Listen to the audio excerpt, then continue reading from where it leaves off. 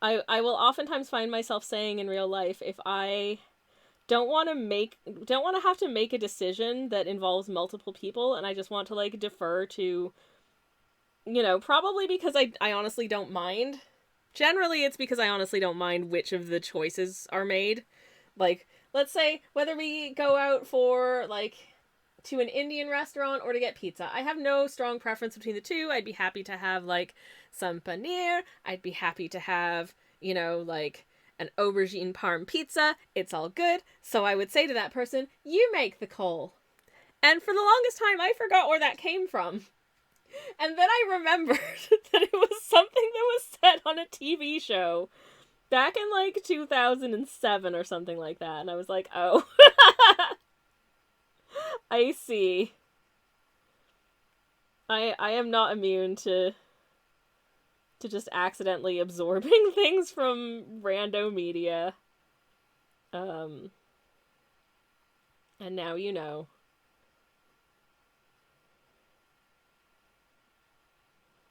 Anyways, that kind of came back into my consciousness recently for various reasons. But anywho, never mind. But yeah, so that was a thing. Plap, plap, plap. What else do I have to share? Tomorrow, programming notes such as it is. Oh, that's an interesting gradient of colors I wasn't anticipating. Whoops. Do I want to add some more green to a couple of these? Maybe. So they're all the same color, because they are all the same color in the real Ananas. But maybe if I just give this one an extra little once over, so it matches better to that one, and then give this one a little extra once over, so it matches better to the one on the other end. That might be enough.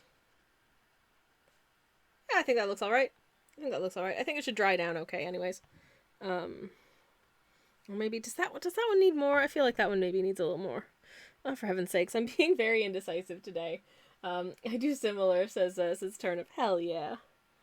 Good to know it isn't just me. Because sometimes I do still wonder, is it just me? It's usually not, but, sometimes it's good to check in.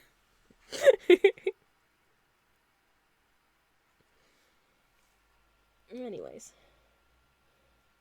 I want to be darker. Could you please? How's that?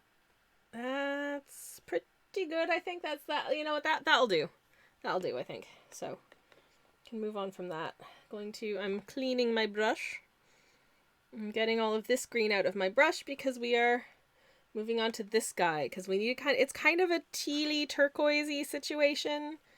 It's like this. Is this green? Is it blue? It's kind of both. ¿Por qué no los dos? So we're going to use ¿Por qué no los dos blue-green? Grew, bleen? I don't know. That color, whatever it is. Ava says, okay, so I've done about a quarter of what I had left over of yesterday's chores. Congratulations! Well done! Well done. Also finished a quarter bottle of wine, so I feel like I earned a break. Hell yeah, love that for you. Teal! Oh, I thought that's a T exclamation point, and then I got closer and realized it said teal. Thank you, Theo. It's teal. It's teal. Is this teal adjacent? I feel like this is the most teal adjacent color I have on the ding dong, which they call Viridian, but really it looks like teal to me. So I'm going to use it as teal. Anyways, also T exclamation point. You're right. You're right though. You are right. T exclamation point. Let's have a sippet of pineapple mint. Which is very good.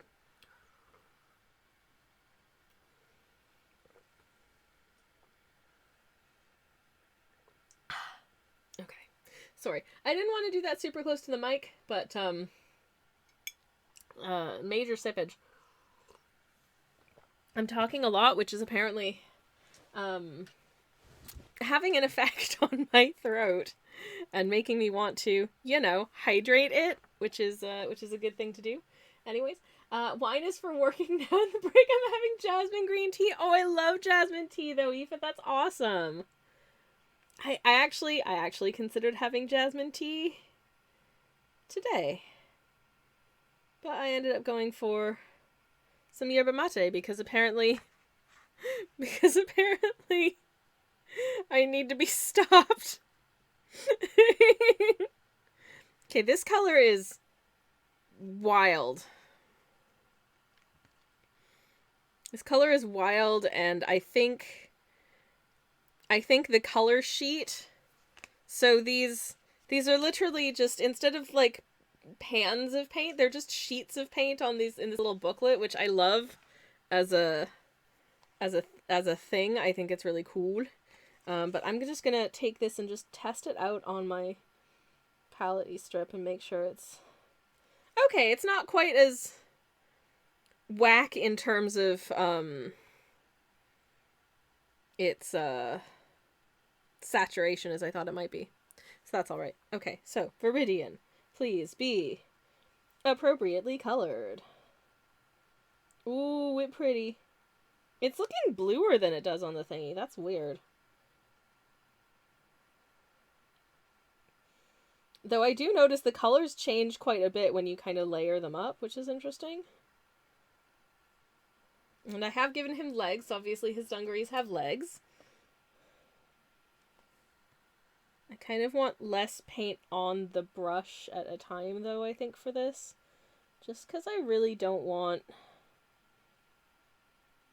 this teal color to bleed into Ananas' very pineappular yellow arms. I feel like that would not be a good look for him. So let's try and keep this a little more self-contained if we can. If that's possible.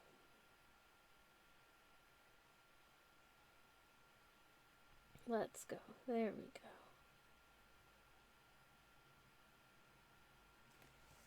go. Okay, cool.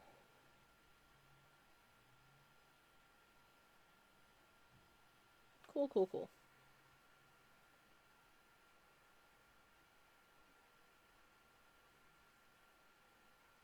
Heck.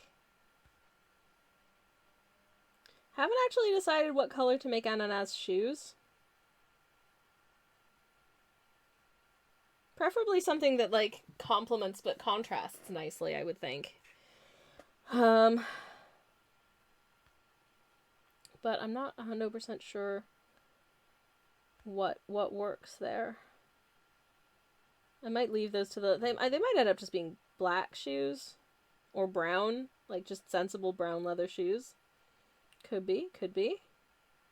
Why not?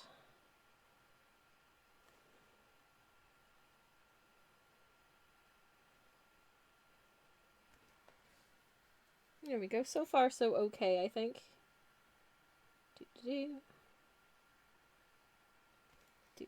Cool. Okay.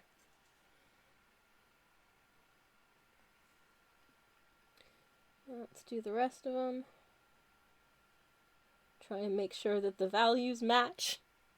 So am I using the right amount of paint? Ah, heck. I might do a quick BRB to allow this to dry when we've finished. When we've gotten the color we want for Ananas' dungarees, I might do a quick BRB, I think.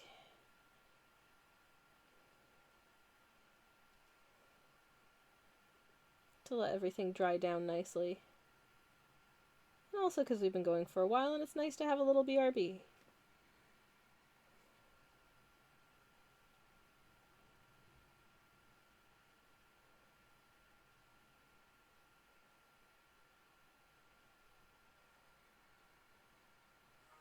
The colors on this paint really are weird.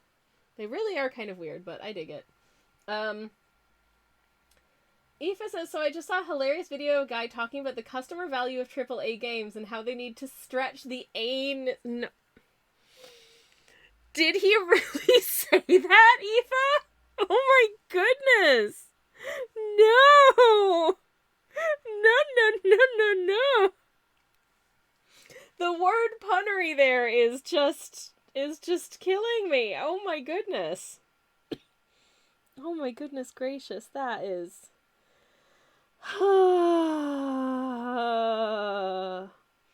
Well, you know, patience and lube. That's how you play a AAA game, apparently. Anyways. Remember, this stream is for adults. I know we keep things reasonably family-friendly here some of the time, but this stream is for adults, everybody. It is a grown-up stream for grown-ups. Anyways. So I decided, because I'm doing like emote / sticker content, this time around for my emotes and stuff, I wanted to use a hot pressed watercolor paper. Partly because I mistakenly bought a whole bunch of hot pressed watercolor paper last year when I had intended to buy cold pressed. But for the uninitiated, watercolor paper varies in terms of how it feels and how the paint interacts with it based on the process that was used to make it. So cold pressed paper has more of like a rough... I might actually be able to zoom in on this a little bit to show you. I don't know how... No, I don't think the camera likes this because there's not really anything here to focus on. Okay.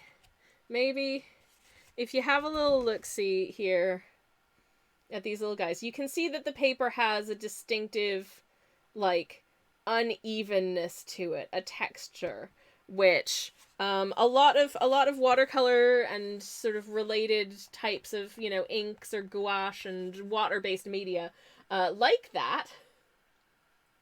Thank you for the exclamation mark, bonk lino. Ow, indeed. A lot of watercolor artists and other water-based media like this kind of texture because of the way that the paint interacts with it can yield really interesting and nice results. Can also gives you generally like a bolder color from it. But hot pressed paper is... I'm gonna bring this close to the camera, but you can see no texture because the paper is very, very, very smooth. There's almost no texture at all here. And some water-based media artists really, really prefer this type of paper because it gives you very smooth results. There's no, like, visible texture in your work, so you can get really fine details on hot-pressed paper in ways that might not necessarily look quite as you want them to on cold pressed paper because it does have that sort of like knobbly texture. So, but I prefer cold pressed paper because of the unique attributes of it to hot pressed paper. And to that end, I have all this hot pressed paper that I don't really have a use for, and I realized it's perfect for stream stickers and emotes and stuff. Because it doesn't have a texture to it, it's very smooth, so the color can be very uniform, which if you're looking at it as like a 28 pixel by 28 pixel square is gonna look a lot cleaner, basically. And so that's why I've decided to use the hot pressed paper for things like stream stickers and emotes going forward. So for instance, this emote, which I've popped into chat, was done on hot pressed paper, and I think it reads very well, and I think that helps with that. Angstaza, thank you so much for the 3-stream steak. Angstaza, thank you so much for the 3-stream steak. Enjoy your lurk. I hope you're having a lovely Thursday. Okay, I'll let you get back to lurking now. And indeed, I will BRB for a minute. Hello. I'm back! Hi everyone! Hope that you had a nice BRB moment. Hope you enjoyed the BRB song and the BRB screen. I'm gonna take that away now, so say goodbye to BRB screen, say goodbye to BRB song, say hello to Ananas. Here he is! I think he's coming along quite nicely. I think he looks pretty cute. I hope, anyways. Also, in case anybody missed it, I'm just gonna we have a new technical difficulties screen. We're not having technical difficulties right now, thankfully, but I just wanted to share it because I think it turned out real cute. We did have to use it earlier. That silly little bandicoot got away with all my cables right at the very top of stream. Can you believe to learn to know? But never mind. Alright, continuing on. Paint. So I think the most important things we need to do now, I suppose, are the brush, the paint, the shoes, and then all the line weight. So, let me clean my brush way down. Clean this brush way down.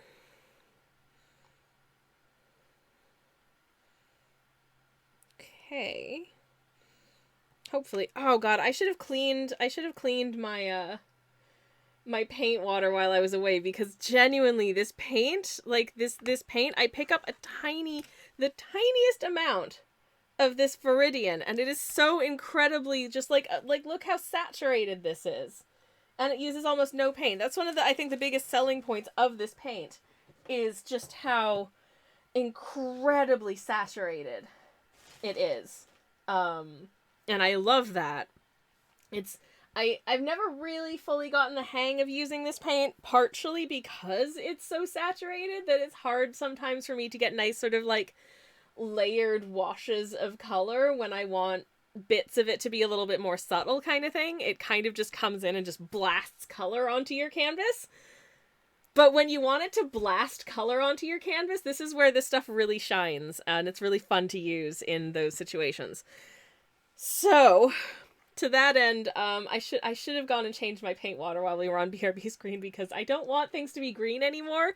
I'm slightly afraid that the intensity of this, like, super green paint water, it's greener in real life than it is on the camera, is going to make, say, the brown handle, because I'm probably going to use like this brown sort of range for the handle, and kind of end up making it look greenish brown, which isn't necessarily what I want. So I'll be back in 1 second. I'm so sorry, chat. BRB! But just for a second, I'm not putting up the BRB screen. I'm just changing my paint water. Oh, beans. Oh, pretzels.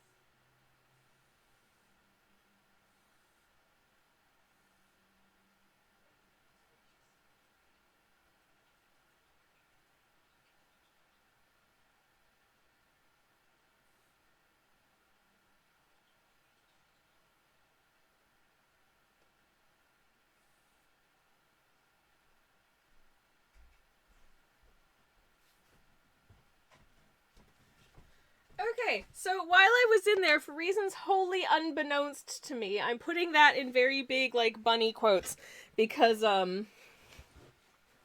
it is fully and completely beknownst to me why. And it is beknownst because obviously I was changing my very green paint water just now. Does anyone else remember, back when they had that, whatever juice drink company it was, that came out with the Ghostbusters themed Ecto Cooler citrus juice drink? Was the juice drink itself green? Because I feel like I also feel like it was very delicious, but it was just like a citrus beverage. But was it I think it was green. I think it was green. Yes, according to this photo I've just found on Google, it is indeed. It was basically my paint water looked like Ecto Cooler, but nowhere near as delicious. Aoife says presumably referring to the little dancing mushroom in Lino's chat message. Aoife says, "Oh my god, I love that mushroom. Do you know its relationship status?" Oh heck. I don't. Maybe Lino does. But I'm assuming that you are asking them, so I've never seen it before, says Theo. I was a big fan of Ghostbusters Ecto Cooler. Almost entirely because it was a very, very, like, unnaturally green citrus beverage that came out around the time that you would have expected to see very bright green Ghostbusters themed citrus beverages, and I was just at the right age for that to like super appeal to me, and I was like, hell yes. Ecto Cooler, I would like to drink this. Of course, does my mother want to buy Ecto Cooler type beverages for me? No. No, mostly we just got juice drink. I mean, we definitely got back in the day anyways, there was a real market for juice that was just 100% juice was available. And then there was a whole lot of drink of various fruit flavors. There was, like orange drink and mixed berry drink and fruit punch drink that if you look at it is just sugar water that contains 2% juice. So they say contains real fruit juice, but literally 2% of it is fruit juice and the rest of it is just water and sugar. Was that a healthy choice? No, probably not, but it didn't do me any harm.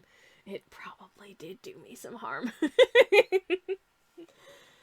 Never mind, they probably contained uranium. Delicious. Delicious, delicious uranium. Okie dokie. Going to find an appropriate shade of brown for this, okay, I have to do color math. So that's chrome yellow, which means that's yellow ochre, which means that's burnt umber, and that's burnt sienna. That's burnt sienna is a very bright, like orangey brown. So I think I'm gonna go for burnt umber because it's a little bit more chill. As far as browns go, I don't think I want a super bright brown here. Like a relatively subtle brown. I mean, look at these. That's like beige. That's like beige, so this doesn't need to be ridiculous brown. It doesn't need to be fluorescent brown. Is fluorescent brown something that exists in real life? I feel like it should. What's your favorite color? Oh, my favorite color is fluorescent brown. Mostly because that just sounds very silly to me. My favorite color is fluorescent brown. I love that a bit.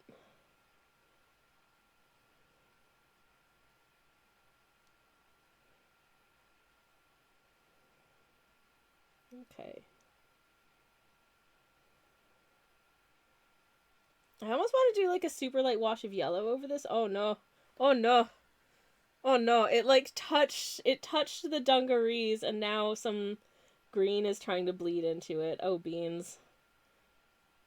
I should be able to mitigate that out, but stop it. Stop bleeding! If these dungarees would stop bleeding, that would be great. It sounds so sketchy. My dungarees are bleeding. Oh no. What is wrong with me? Okay.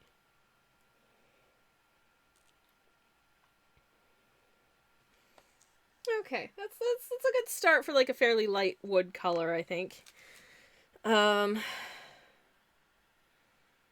I think it could conceivably be a little blonder maybe, but how do I blonden it? Maybe with a tad of ochre.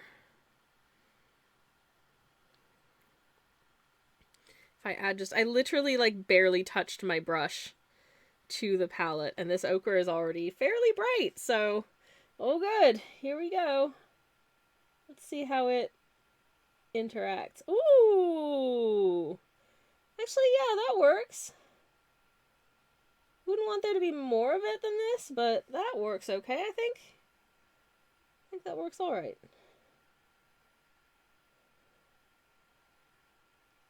If I can just kind of manipulate it into place, that would be rad.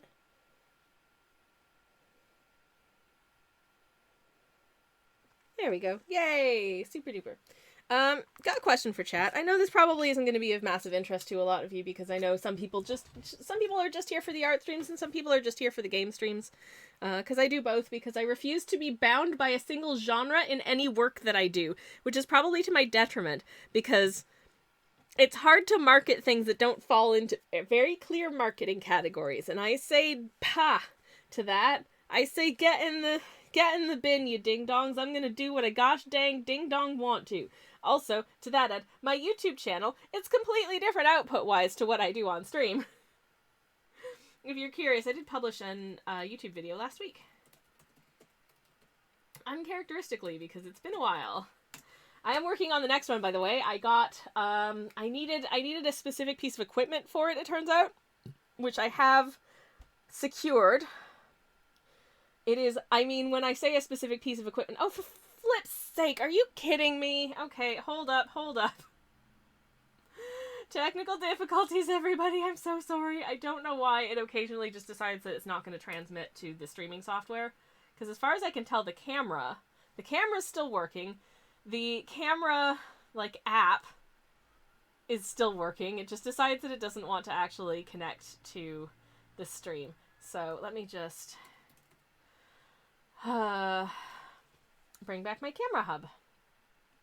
Just had to restart it. F says Aoife. I'm so sorry. Oh yeah, anyways, I wanted to float an idea with y'all. Exclamation mark ban camera. No, then it's gonna work even less good. No. We need camera to live.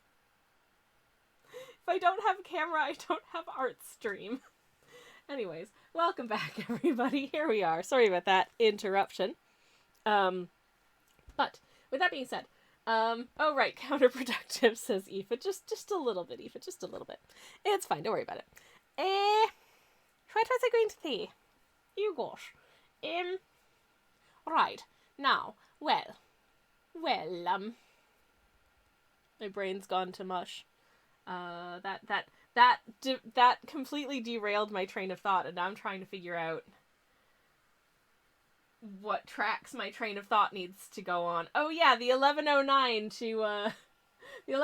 to Bristol Temple Meads, terminating at Weston-super-Mare, and calling at Swindon, Chippenham, Bath Spa, Bristol Temple Meads, and Weston-super-Mare. But not at all, because they cancelled it, so I didn't get to go on my fun little holiday. Boo earns. Anyways, now what was I saying? Oh no, it's gone. It's gone like tears in the rain. Oh, flip. Oh yeah, my YouTube channel. I say a very specific piece of equipment. What I literally mean is something that will be suitable to boil a pudding in. I am making a boiled pudding. I don't want to spoil the rest of it. I am unsurprisingly having to go on another completely absurd and unnecessary research journey for this. That is taking me to websites that would be paywalled if I didn't have a professional affiliation with a higher education institution, so maybe I shouldn't quit my day job just yet. It turns out that sometimes it's useful for content. What kind of pudding, says Aoife? That would be telling. You're just gonna have to wait and see. It's going to be an interesting spoiler. It's a boiled pudding anyways. That's what I'll say. So I needed a cloth to boil it in, basically, as was the way things were done back in the day. In general, I mean, pudding basins are a thing as well, that you put your pudding into but this is a pudding that you wrap up in a cloth, put the whole cloth into a pot of boiling water, and just let it do its thing. Like cheesecloth, says Aoife, kind of like cheesecloth. I don't think you necessarily want to use cheesecloth for boiling a pudding, because cheesecloth is meant to allow liquid to strain out, and you really don't want bits coming out of the cloth that you're boiling the pudding in. You want it to contain itself fairly well. So I was looking for, this isn't sold specifically as a pudding cloth, because it turns out it is very difficult to find things that are sold specifically as cloth to boil puddings in. I think a lot of people just use tea towels. But I was like, I want to use something that I feel like I'm going to be confident is not going to ruin my pudding. So I ended up going to a fabric merchant online who have a very, very, very comprehensive range of fabrics. And I got a mid-weight, pre-shrunk, undyed cotton calico, which is quite tightly woven, but also it's reasonably fine. Like, it's, sort of a not super heavy duty fabric, but the weave is fairly tight, so it should be good, I hope, for boiling like a pudding or something like that in. We shall see. I do own a ceramic pudding basin.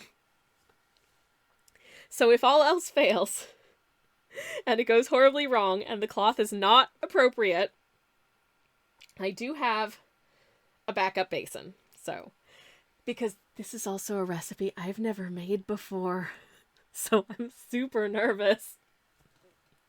In this case, this isn't my personal recipe. I'm following a recipe. It is a historical recipe.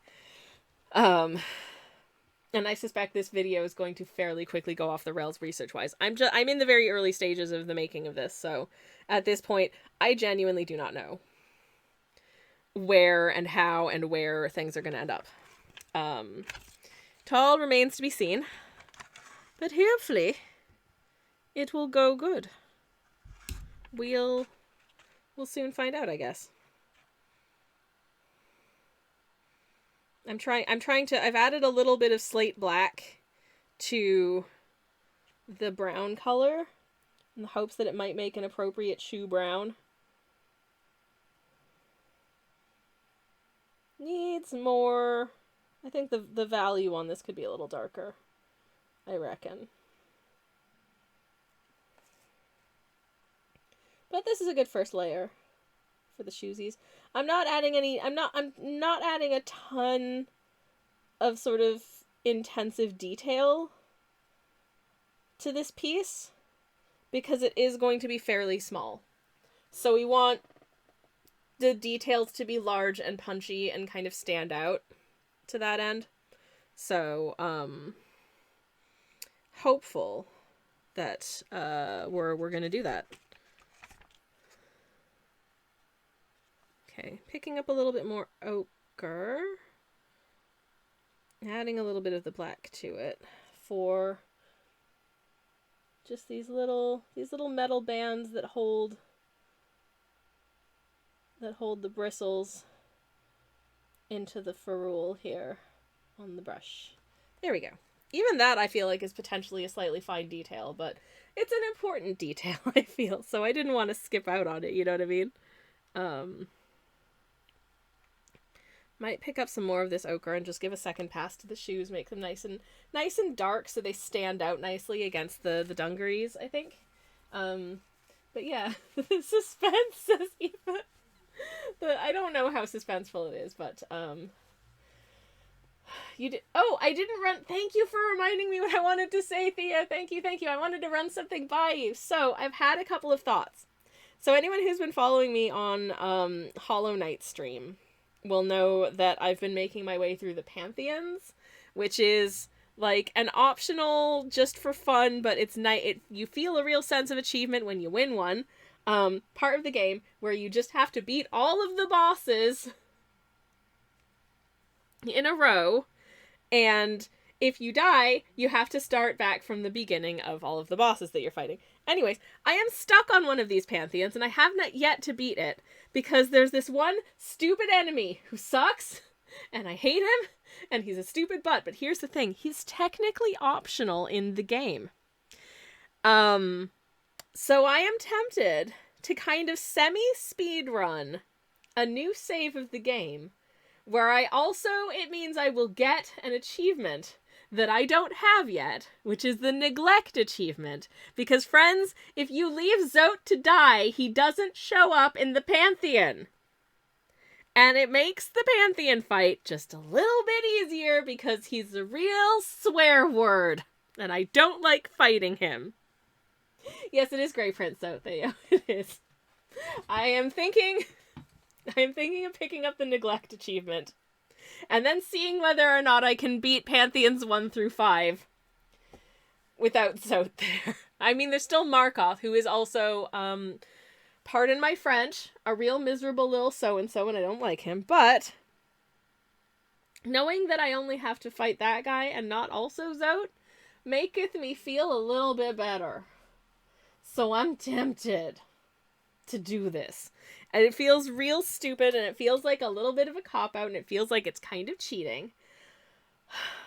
But it's either that or I spend a butt ton of time tomorrow morning on stream, just practicing the Zote fight over and over and over and over and over again until I don't die a number of times in a row, and then attempt the Pantheon again. It's just so many little hurdles to take care of in these fighty doos, and I don't like it. It's not cheating, says Theo. Do it. I mean, it is an achievement in the game. I also would like that Chivo. So, I mean, even as a backup Pantheon attempt, I don't think it's a terrible idea to have. So, we might do that. We might do a neglect run on stream. I mean, we finished Steel Soul. Felt very good about getting that one. But I'd like to beat all the Pantheons, and I haven't, and a big part of that is Grey Prince Zote, because he is super annoying. His moves are not very predictable, and, he's very large and annoying. Excuse me. Oh no. One moment, please. Sorry, I muted the mic because I had to do a very loud sneeze, and I didn't want to do it and, like, headphones anybody. Turnip's heading out. Enjoy the rest of the stream. Thank you, Turnip. I hope you enjoy the rest of your Thursday. Thank you so much for hanging out with us today. I am also getting a tissue from the packet, so I'm gonna have to mute again in a second to tissue to blow my nose, because apparently something has set off my nose real bad all of a sudden. I better not be coming down with anything again. One moment, please.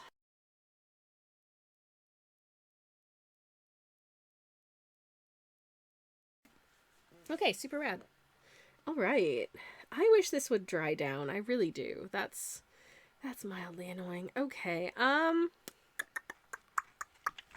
but in the meantime, slate black. Now, again, slate black doesn't ever want to be fully black, and there's already quite a lot of brown paint in my brush. And I will probably be painting over the actual paintbrush bristles with maybe some just black ink.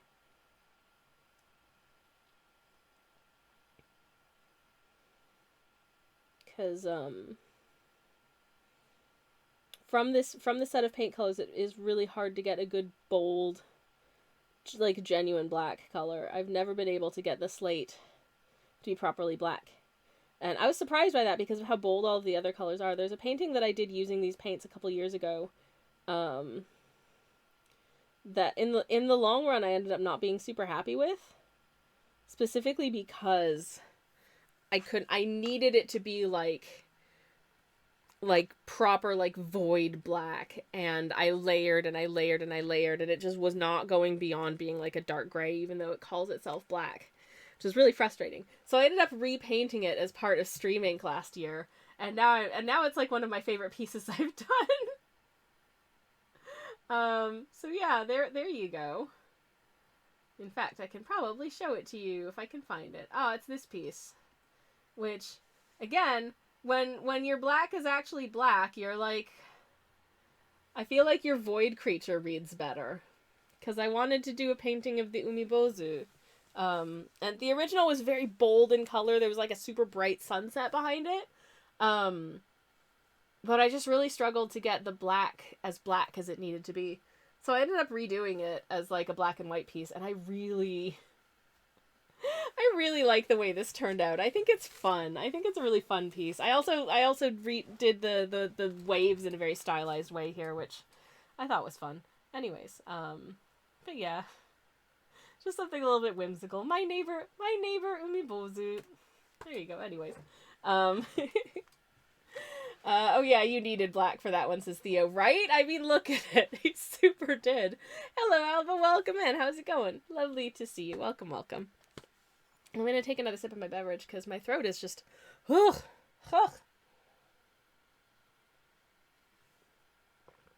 That's one beverage down. One to go. I am drinking so much today.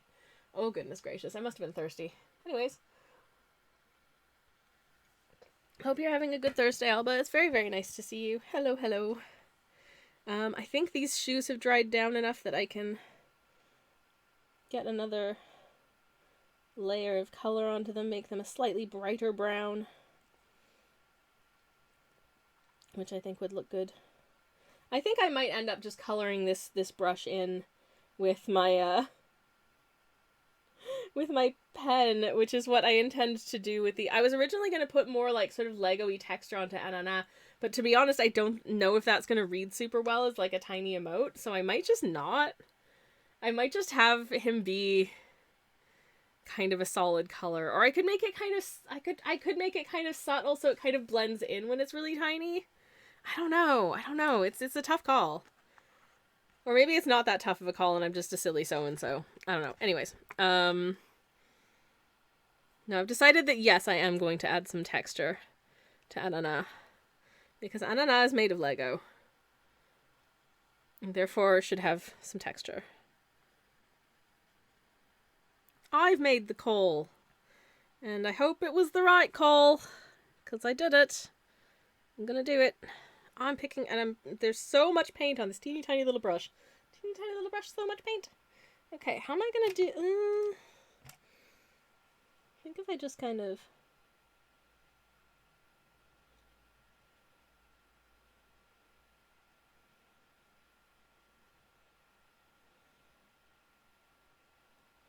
And pineapples in nature have quite a distinct existent texture anyway.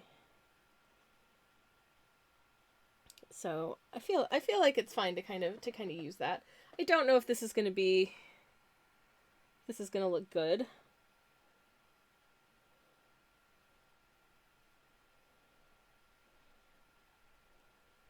But meh.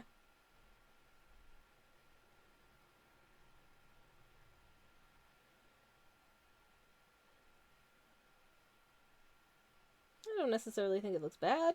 I think it's all right. I think it's okay. Unfortunately, that means I've also given myself a lot of work to do. Oh no! Why would I do such a thing to myself? Oh beans.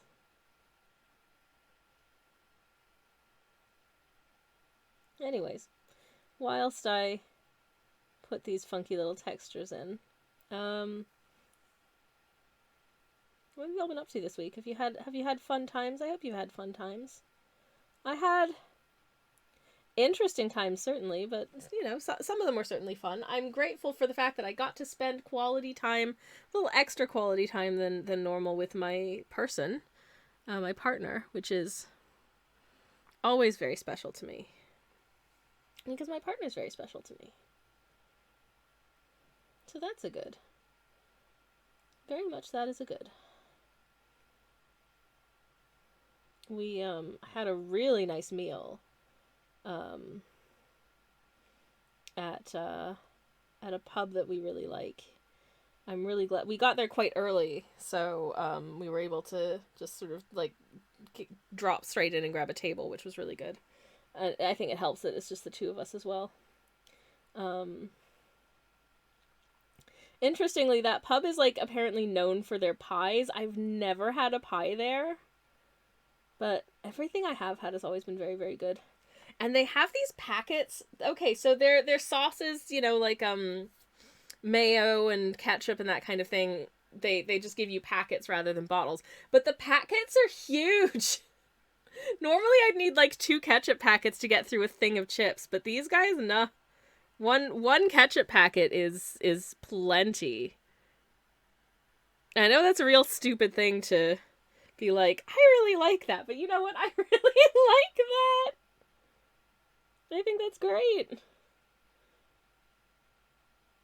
Of course, I'm not even the big ketchup user in the relationship. My partner loves putting ketchup on things. He puts ketchup on so many things where I would never think, yes, you know what, this needs ketch.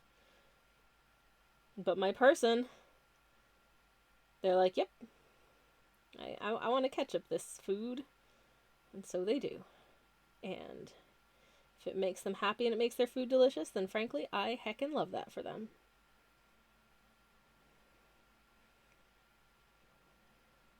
Never mind that the Lego structure of this piece makes no sense at this point. Just, shh, it's fine. It's fine. It's all fine. I am not measuring this to be like a perfect grid what I'm finding really interesting about this paint, actually, is that at first when I put it down, it seems really light, and it kind of darkens as it sits for a moment, which is really interesting. I've never experienced that before. Whew. It's really wild. Oh, Theo, thank you for the hearts. Right back at you, my friend. Oh, goodness gracious. Okay. I am using up a ton of paint for this. Some of these paints, as is often the case with different colors of paint, I find that some you need more of to get the desired effect than others, which is always quite interesting, I think. Seeing what has what effect, kind of thing. Where have all my color gone? I need more. Give me more. Like, I am pulling so much off of the palette to get this nice sort of saturation of this chrome yellow, actually.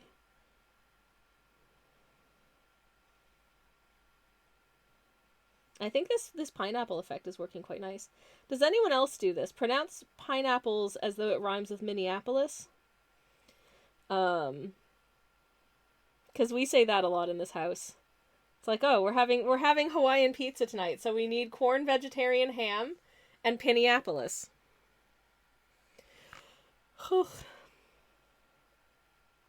I can't unsay it. I see that word, I'm like, Pinneapolis. Of course.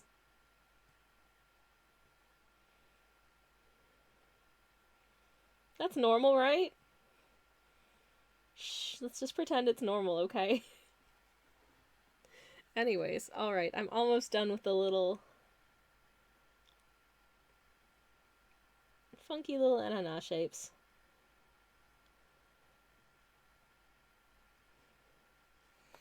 There we go. Oh, damn, I think that's real cute, actually. Oh, heck, I like the way that turned out. Oh, bless. Because I wasn't doing a lot of, like, realistic, like, Lego shapes for the rest of it. I'm kind of styling it out a little bit, but, you know, that's really cute. Oh, no. I like it. Oh, beans. Okay.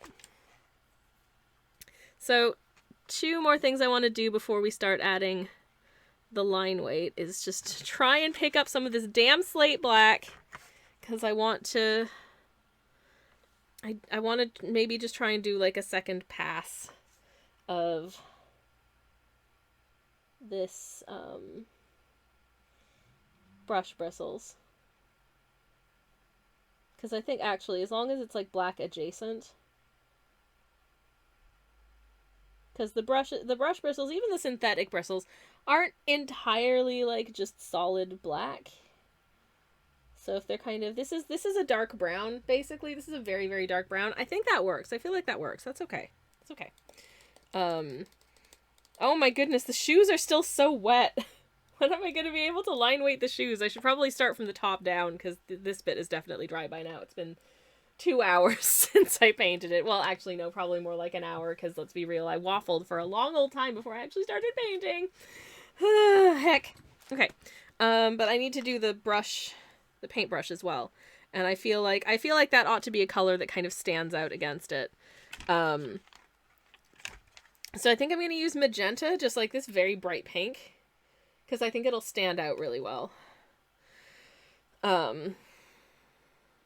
Also, I like magenta. It's fun.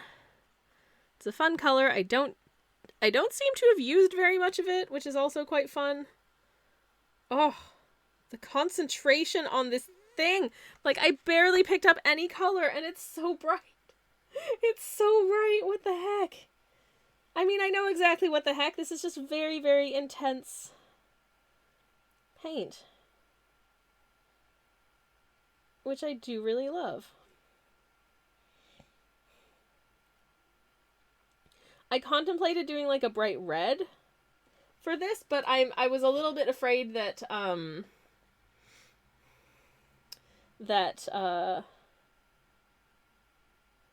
it might read as blood. And Ananas is not a cursed little buddy. He is a blessed little buddy. He does not choose violence. He simply chooses to hold my paintbrushes. like a very good boy.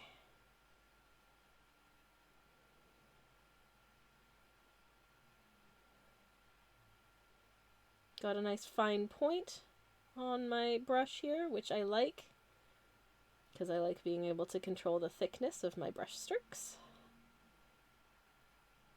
I'm just going to fill this in with this beautiful, super bright, bold, lovely shade of pink. Yay! Yay! He's gonna paint.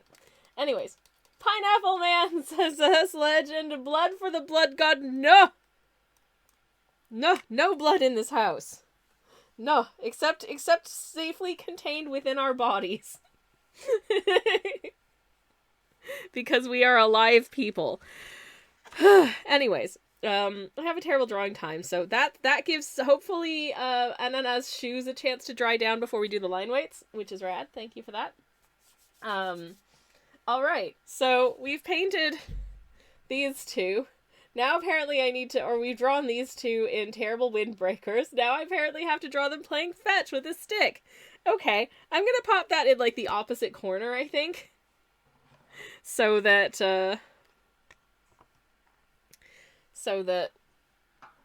they're not, I don't know, standing next to each other, which feels a little bit weird. Anyways, this is terrible drawing time, everybody. If you're not familiar, if you're new here, allow me to actually remember to explain it, because I didn't last time.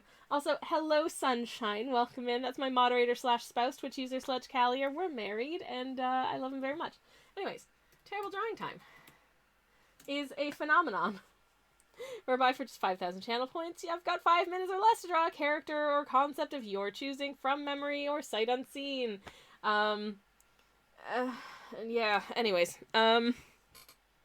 I accept no responsibility for any psychic damage that may incur as a result of, for example, Long Bandicoot, which, good lord, I hate that I drew it, but here we are.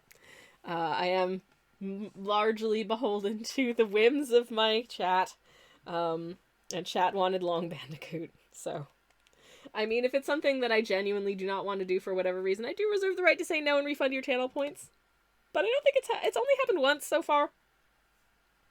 I'm generally pretty good to go for whatever fun shenanigans y'all want me to draw.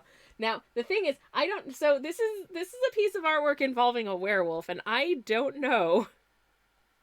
It has not been specified whether they are to be drawn in wolf form or human form. So, so I guess I'm just gonna have to make an assessment about that myself.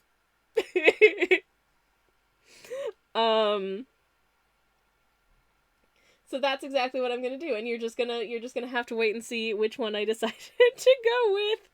Okay, so I've got my little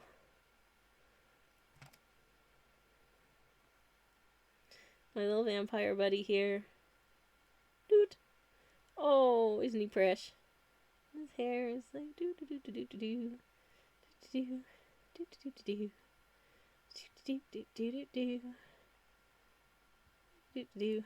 Why is his hair so square? I don't know. His hair is looking decidedly rectangular. Can I fix that? Can I fix that a little bit? I feel like I can fix that.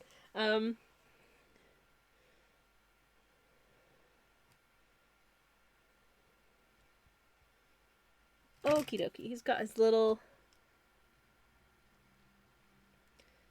and he's wearing he's got his little puffy cravat on his shirt. Oh, isn't that handsome? He's standing there looking all dapper. He's got a hand at his side here, and oh, he's got like ruffly sleeve cuffs as well on his shirt, and there's his other ruffly sleeve cuff. There's his hand, and here he is. Throwing a stick. Okay, that is his throwing skills. Very impressive. The stick's got a little leaf on it, because why not? And it's going wee through the air. He's just standing there like a muppet. What is this? Oh, I don't know. He's wearing a nice sort of longish coat here, and then his little His little, I think he's gonna have little knee breeches on, because why not? I think it's fun. And his little shoes. Oh, what a dapper fellow. And maybe his other sort of foot bending at the knee here. Like so. Cool. Looking very elegant, I think, this little vampiric fellow. He's thrown the stick.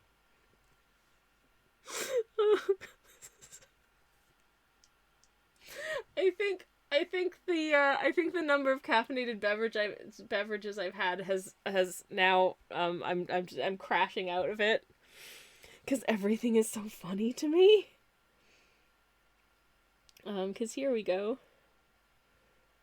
Here's another little guy. Oh, little boy, and he's just...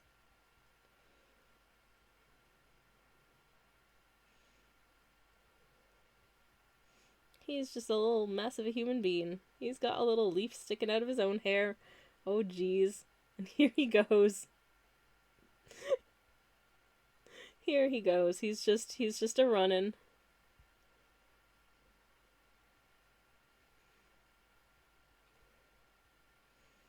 He's just a running after that. He's wearing a little hoodie, I think. He's just running after that stick. I don't know what his hair is doing. It's bad is what it is. But it's all good, I suppose. Anyways, here he goes. His little legs. Oh, look at him go, he's running.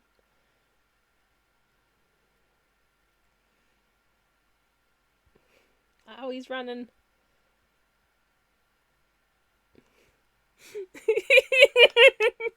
So dumb. Oh, Jay, I'm so sorry. Can I give him some stubble? Give him some stubble, because he's a tired little guy. There we go. Okay, I don't know what this is, but I don't think it's good. I'm really sorry. But that's terrible drawing time. Yay! And I'm just gonna, you know what, let's look at Long Bandicoot's butt, because it's making me stressed. There we go. That's terrible drawing time. I don't know what's happening here. I'm sorry. Jay, I hope you're happy.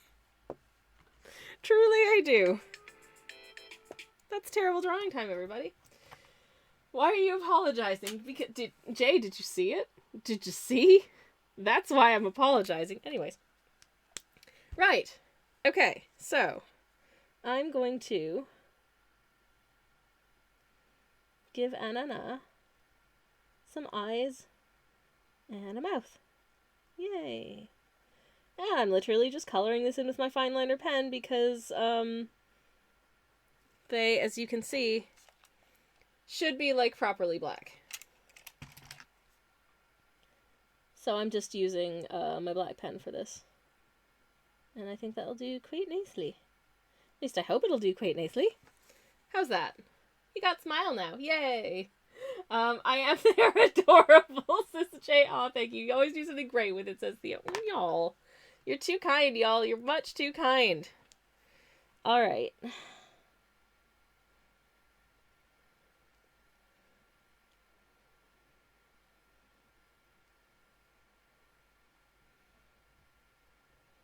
Oh boy, if I just leave it at that, Ananas looks real weird. That is derpy. Derpy-doo. Okay. Let's fill this in a little bit, shall we? Are the eyes perfectly symmetrical? No! Because do you expect me to be able to draw a perfect circle the same size twice? No! I ended up using the butt end of a pen and tracing around it to get a rough circle. Because I cannot freehand a circle very well. I freehanded the eye sparklies because I figured that would do fine. But for the main eyes bits, I did actually,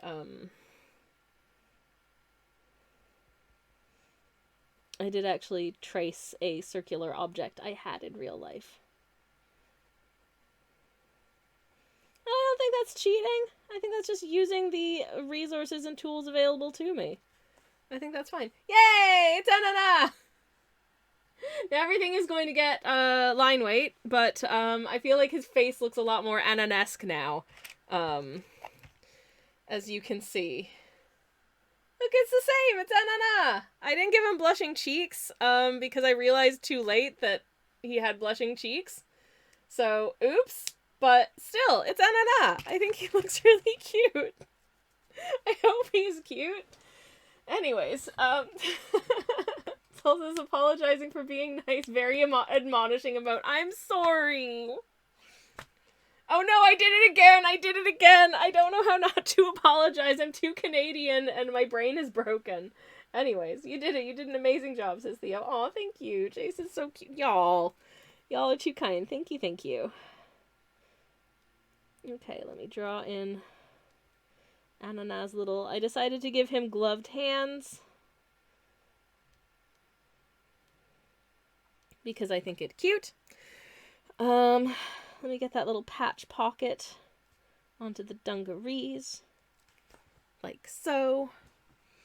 And indeed, let me get some line weight onto the dungarees themselves. Now I am probably going to do 2 layers of line weight just to make sure it's nice and bold. Hey, Mr. Hangman, how's it going? Lovely to see you. Welcome on in. It is, we're doing pretty well here. I am just working on, this little emote / stream sticker of Ananas, which, as I did say, I've got, I have an audio set up. I don't know, hopefully you'll be able to hear this if I can find where it is, just in case you're curious as to how it sounds. No, where the flip did it save to? Oh, beans. Did it save in here? Where are you, Ananas? Did I save it under... Aha, here it is. So you should probably be able to hear this in just a second. It will load. Je suis un ananas. Okay, that was really quiet, but hopefully it was louder for you.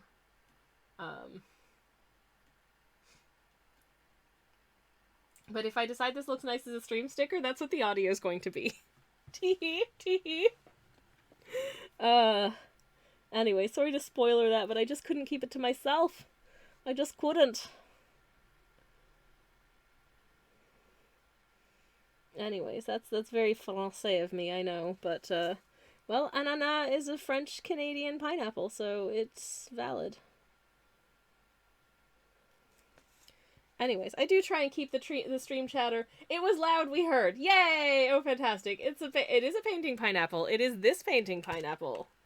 It is the pineapple that holds my paintbrushes, who is a very, very important part of stream. We love Ananas and his very important contributions to the channel. Very much we do.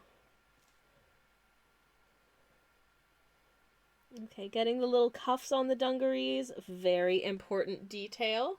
Of course, of course. Nicely cuffed little trouser legs there. Okay. Now please do not question the logic of his dungaree straps. It's the same as the actual model. And it makes perfect sense. They are extremely normal, very comfortable, I'm sure, and he looks incredibly handsome in them. Anyways, I contemplated maybe getting myself dungarees earlier today because I love the look of them. They just look so comfy and cool, and then I remember the number of steps it takes to go to the bathroom when you need to go pee-pee. Because you basically have to get undressed to a much greater degree than you do if you're just wearing regular skirt or trousers. And frankly, I don't love that for me, so, you know, I have elected for the moment to just stick with regular trousers and skirts. But dungarees look so cool! Ah! Struggles. It is a mighty struggle to continue to tell myself not to buy dungarees, basically. Because they're impractical. But they're so heckin' cute, it's not fair. My moderator / spouse has just come home. I'm going to take a little break from the line waiting to briefly say hello to them. One moment, please, chat. I'll be back in just a second. Hello, sunshine. Welcome home. How are you going? So glad you're home. I miss you. I love you. I'm happy you're here. You're chilly. Do you need a hot cup of tea? I think that's wise. Anyways, welcome home, honey. Lino says hello, sunshine. Hey, Lino. He says hello. Okay, I need to finish off these leaves and then do the paintbrush and the shoes. Alrighty. Then decide which bits of this, if any, I want to give a second pass to. Box is huge. Oh, damn, I think he's cute. Yeah. What do you think? Blood for the blood god. It's magenta paint, my love. None of this blood nonsense. I specifically chose magenta so it wouldn't look like blood. This is not the cursed friend of the stream. That's and I may curse the stream in putting this back on screen, but that's the little guy on the right. Or to be honest, maybe it's me. Maybe I'm just cursed. I don't know. Anyways. Maybe I'm just cursed. Heck. Anyways, this is a paintbrush. I mean, it's not. It's a drawing of a paintbrush that I painted using a paintbrush that looks like this paintbrush. Oh, the layers. Oh, the layers going on here.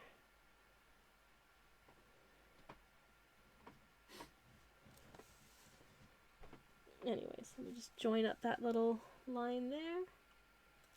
Hello, sunshine. Ah, I see.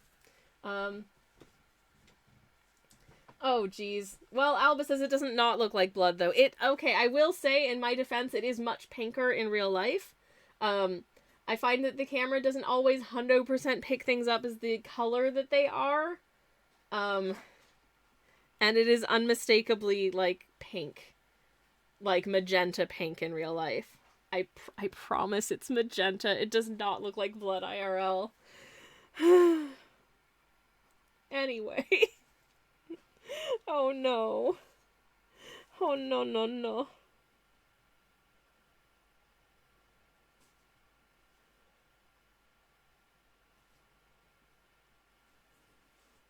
It's paint.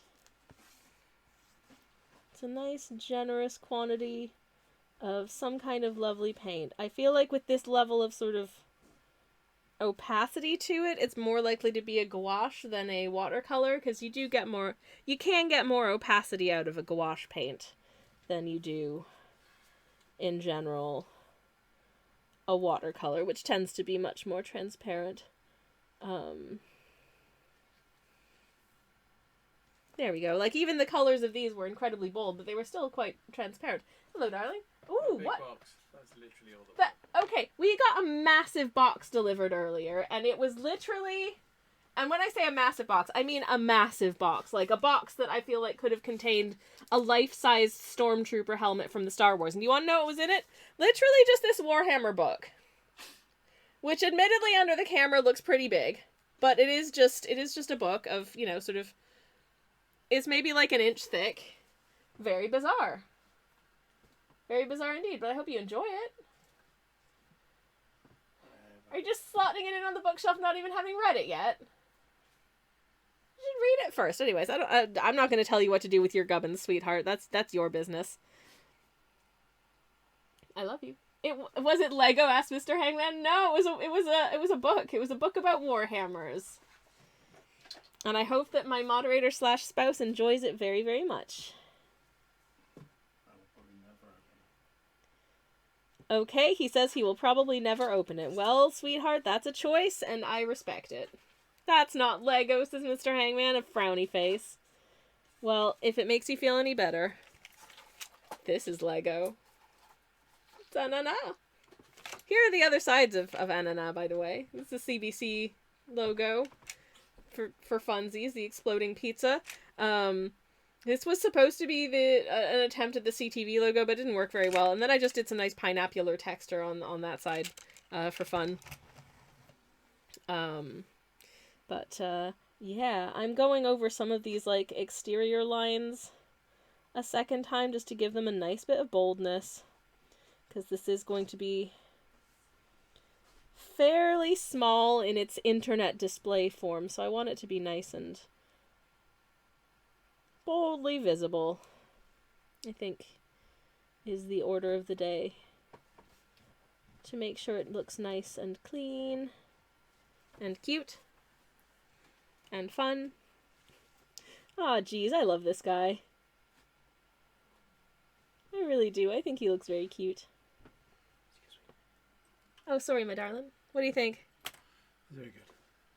Thank I like you. the Lego stylings. Oh, thank you, thank you.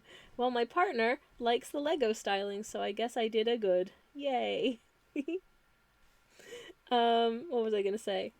I was gonna check in the chat. Mr. Hangman says, I like Lego, but I'm getting a bit tired of it looking at new hobbies. Can I recommend? Well, my moderator / spouse really enjoys painting Warhammer minis, so there's that as a possibility.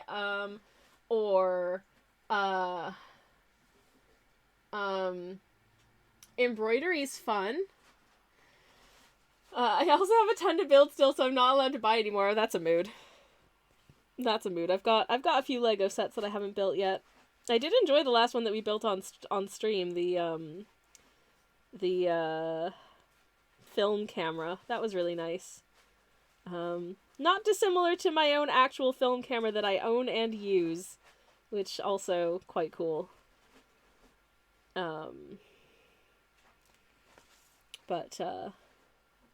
But yeah, I think there's a couple Lego sets in my name that I haven't built that, to be honest, I haven't built because I haven't got the space for them. So, yeah. I also like it, says Theo. Thank you. I might just get back into reading, says Mr. Hangman. Reading is great. Reading is a very good thing to do. I wish I read more than I do. I tend to sometimes feel like, oh, I'm doing a lot of writing right now, so I shouldn't be reading too heavily, because I'm afraid that I'm going to accidentally pick up on, like, the literary mannerisms of whatever writer I'm presently reading, and my own writing style will kind of fall by the wayside. Do I have a writing style? I don't know anymore. I think I do. I think I think I've had people say they recognize my, like, literary style, so that's nice to know. But I'm always afraid that it's going to get buried under just sort of reading things and subconsciously picking up turns of phrase and that kind of thing, and then incorporating them into my own work, not realizing I'm doing that, and just and later producing an entire piece of work and being like, oh no, that's way too heavily influenced by the thing I was reading at the time. So that's a problem. Anyways. Soul says, if you build a very large theater in Lego, you can put the book in a frame in the entrance area to reconceptualize it as a poster for this month's show, so it is Lego.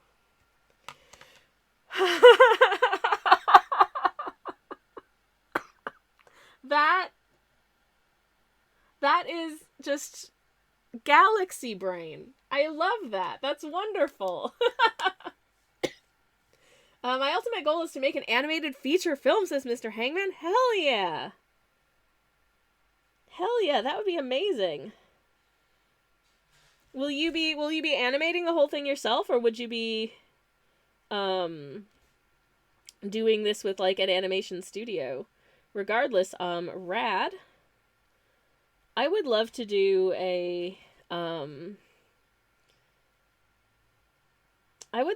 live action feature film and or TV show. They say, looking guiltily at the screenplay they haven't finished yet, but are working on. I think part of the reason I'm putting off completing it at this point is partly to do with not knowing what the hell I'm going to do with it when it's finished writing, because I don't really have a lot of close friends I feel like I can rope into working on a thing with me in terms of like production anymore. And so I'm kind of at a loss for what you do when you finish writing a thing. Where do you send it? Where do you put it? How do you get it made? I don't know. I'm not popular enough to just kickstart it and make it fully independently unless I just film it all on my phone. But then how do I hire like actors and editors and lighting people?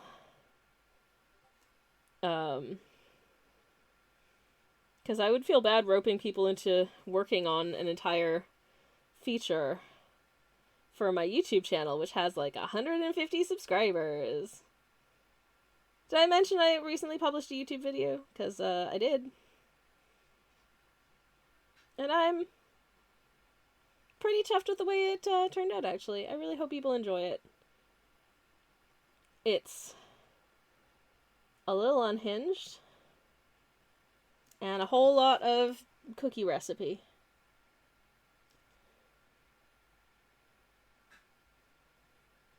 There we go. Alright, this is Ananas. I'm popping a signature under him. And I'm thanking Mooney so much for the follow. Welcome on in. Hello, hello. You're here just in time for the reveal. This is Ananas. I think this was the good use of a stream. Hope you're having a lovely day, Mooney. Thank you so much for the follow. I do all the animation myself, says Mr. Hangman. Rad, help costs money. Oh god, that's a mood. Yep. I was also crunching the numbers. And while it wouldn't be easy, I could make a pretty high quality animated movie for maybe a couple $100, maybe $1,000, and then make a ton by distributing it to myself to small theaters. Good luck. Certainly getting it to film festivals and stuff for sure. I don't know how easy like distribution is, whether or not you need like a distributor for that kind of thing, but at the very least, start by finding film festivals around you and sending it to them when it's done, obviously. Mooney says, hello, I'm happy to support. Thank you so much, Mooney. I'm also really sorry that you're here just for the ending. Film festivals are a scam. Okay, good luck. Okay, anyways. I mean, I feel the same way about a lot of juried art shows. I think it really depends on the one. I think a lot of them probably don't do much, but there are better ones than others. I think just do your research, honestly. Anyways, I'm not one to give advice on these matters because look at me. I can't even finish a damn screenplay. But I'm working on it. Anyways, this is Ananas. I think it's a pretty reasonable likeness. And hopefully this will be some kind of an emote soon. And possibly also a sticker. We'll see. Hopefully, possibly tonight, if I manage to get it uploaded and sort of tool around with it until it looks as it should. I'm gonna send us on a raid because I need to go cook dinner. I'm making scrambled eggs tonight. Quite excited about that. I did not have the right screen up for doing raids. Oh, beans. Let's just make sure that I'm not echoing. Okay, I'm gonna take a look and see who's online. Sticker! Says Eva. Hell yeah. I do have a whopping great 2 stream stickers on the stream now, by the way. Which are very silly. There might be a 3rd soon. I hope to do more of them. I hope to do more. Thanks so much for stream. Oh, thank you so much, Aoife. It was lovely to see you, as always. Lovely to see all of you. We're gonna take a look and see who's online. Who we can maybe do a little raid on. Ooh, there's someone I haven't raided in a wee while. Okay, and in fact, I'm gonna be guesting on this person's stream in a couple weeks. So we're gonna raid Kirby. Who, as I say, I'm going to be guesting on Kirby's channel in a couple weeks, which is very exciting. Very looking forward to it. They have changed how the raid screen works. It's very confusing and strange for me. It's much more detailed, which is kind of cool. But I'm gonna start the Kirby raid because Kirby's great And as I say, I'm going to be guesting on his channel on a Saturday night on, I think it's the Saturday the 2nd of March, that's it. We'll be playing a little RPG called You Awaken in a Strange Place, which is very, very fun. I think it'll be a good time. Let us get a raid message in chat. I'm going to use Kiwi Go Plap Plap Plap. Because it's still relatively new and I really like the flaps. So please enjoy the flaps. Feel free to grab the raid call with the flaps if you have the Kiwi emote. If you don't have the emotes, you can just say generic raid message. Regardless, I will be back tomorrow morning playing some flavor of Hollow Knight. And in the meantime, I would like to thank you all very much for hanging out with me today. It has been a lot of fun. You're all breathtaking. And I hope to see you again very, very soon. I hope you have a good rest of your Thursday, a good rest of your forever. And yeah, thanks so much for watching. And good night, everybody. Goodbye, goodbye.